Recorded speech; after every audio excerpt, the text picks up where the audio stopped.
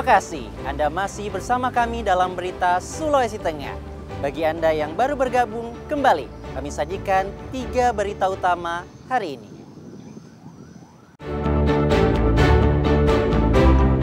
Puluhan mahasiswa melakukan unjuk rasa menolak aktivitas tambang ilegal.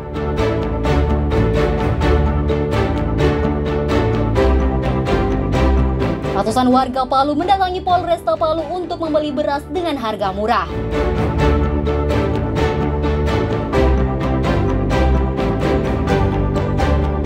Peneliti dari Universitas Al-Khairat Palu menemukan bahasa daerah yang terancam punah.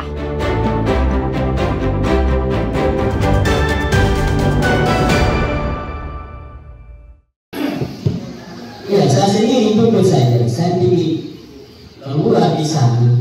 Orang kaya itu rendah, sudah pakai logat lain-lain sudah pakai. Donggala memiliki banyak bahasa daerah yang kini terancam punah. Salah satu bahasa tersebut dikenal dengan bahasa Mpokato. Penyebabnya selain karena jumlah penutur yang terus berkurang, juga karena kurangnya minat mempelajari bahasa daerah yang baru ditemukan tersebut. Hasil penelitian dosen Fakultas Sastra Universitas Al-Khairat Palu menemukan jika jumlah penutur bahasa Mpokato kini semakin kritis. Diperkirakan tersisa lebih 100 orang yang bisa berbahasa Mpokato. Para penutur ini pun hanya berada di Desa Mbuwu, Kecamatan Banawa Selatan, Kabupaten Donggala. Kondisi tersebut tentunya harus segera disikapi secara serius agar bahasa daerah tersebut tidak punah. Kritisnya jumlah penutur bahasa Mpokato dibenarkan tokoh masyarakat, tokoh adat, dan kepala desa Mbuwu yang menjadi satu-satunya wilayah penyebaran bahasa Mpokato. Mereka mengakui bahasa daerah tersebut kini hanya bisa digunakan oleh kalangan orang tua, terutama tokoh adat. Sedangkan di kalangan anak-anak sudah tidak ada lagi yang bisa menggunakannya. Karena ini bahasa yang sebenarnya sudah hampir punah atau hampir tidak dipakai, digunakan lagi. Saya sendiri selaku pemegang itu hampir semuanya saya lupa, tapi ada sebagian sudah, katakanlah 30% yang saya ingat, 30-70% yang sudah tidak ingat. Makanya dengan harapan saya, tanggapan saya, dengan adanya mahasiswa ini bisa memberikan motivasi bagi kami bahwa bahasa Mpokato ini perlu dipakai atau perlu digunakan untuk menjadi tradisi suku Daata ini.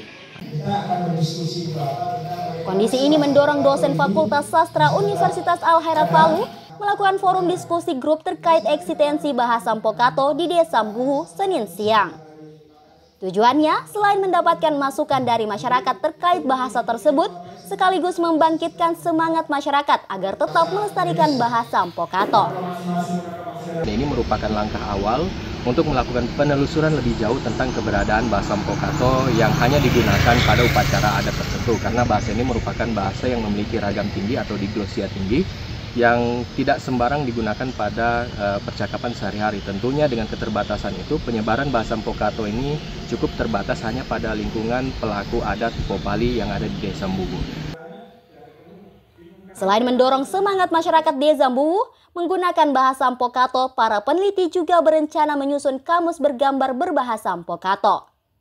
Kamus tersebut nantinya akan dibagikan kepada masyarakat agar mereka bisa mempelajari bahasa tersebut. Julianus Kay melaporkan dari Donggala.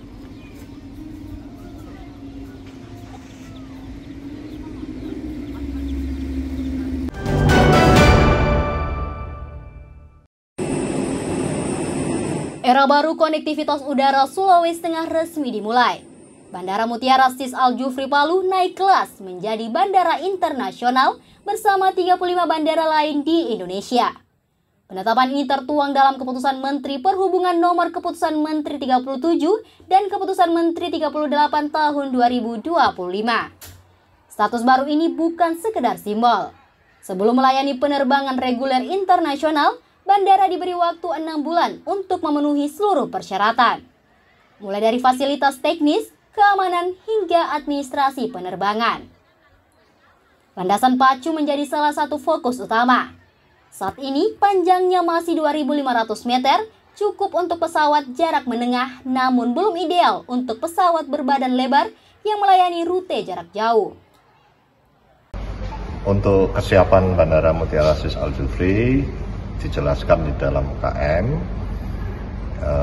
kami diberikan waktu 6 bulan untuk melengkapi persyaratan-persyaratan yang memang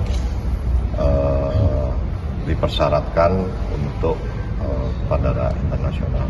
Kalau dengan rute internasional misalkan ke China itu masih dimungkinkan dengan pesawat yang sekarang ada di Bandara Mutiara. Namun kalau untuk pesawat berbadan lebar ya, misalkan untuk tujuan umroh ataupun haji itu masih perlu ditingkatkan. Peningkatan infrastruktur ini membutuhkan koordinasi lintas sektor. Pihak bandara bersama pemerintah daerah akan berkoordinasi dengan Bea Cukai, Imigrasi, dan Karantina untuk menyiapkan alur keberangkatan dan kedatangan sesuai standar internasional. Bandara Mutiara Sis Al Jufri Palu sendiri merupakan gerbang udara utama Sulawesi Tengah. Terletak sekitar 5 km dari pusat kota, bandara ini memiliki terminal penumpang seluas lebih dari 12.000 meter persegi dan mampu melayani hingga 1,5 juta penumpang per tahun. Selain penerbangan domestik ke kota-kota besar, status internasional akan membuka peluang rute langsung ke sejumlah negara tetangga. Status internasional ini diharapkan menjadi pintu masuk baru bagi investasi ekspor dan pariwisata Sulawesi Tengah, sekaligus mendorong pengembangan kawasan ekonomi khusus Kota Palu. Syahrul Cahya melaporkan dari Palu.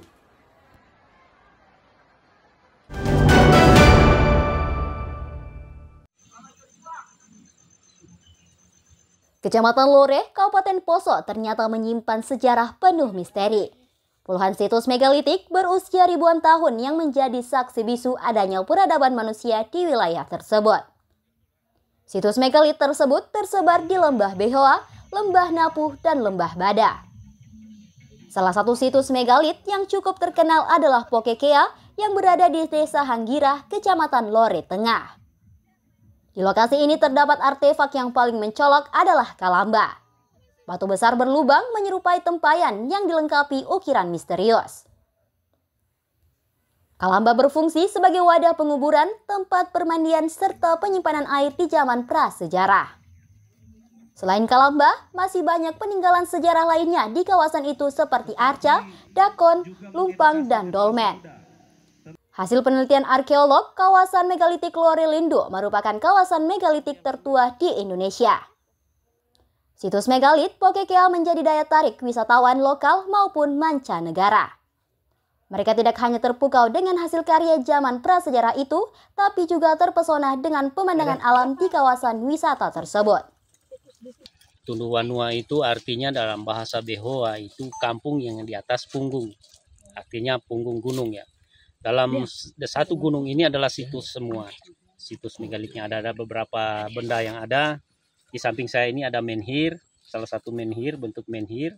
Dari sisi arkeologi dulunya ini dikatakan hanya sebatas menhir, tapi setelah dikaji ulang ternyata ini adalah umpak rumah.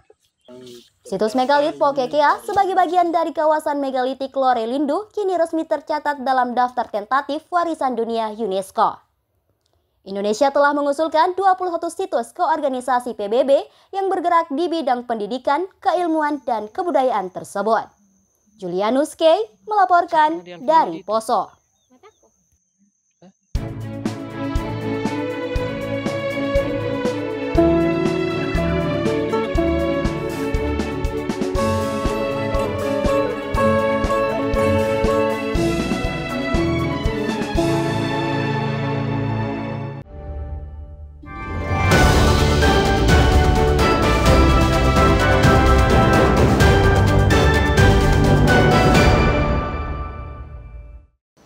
Informasi tadi sekaligus mengakhiri seluruh rangkaian berita Sulawesi Tengah hari ini. Atas nama rekan kerja yang bertugas, saya Fatur Rahman mengucapkan terima kasih atas kebersamaan Anda. Sampai jumpa dan selamat beraktivitas. Songko puasi, tapi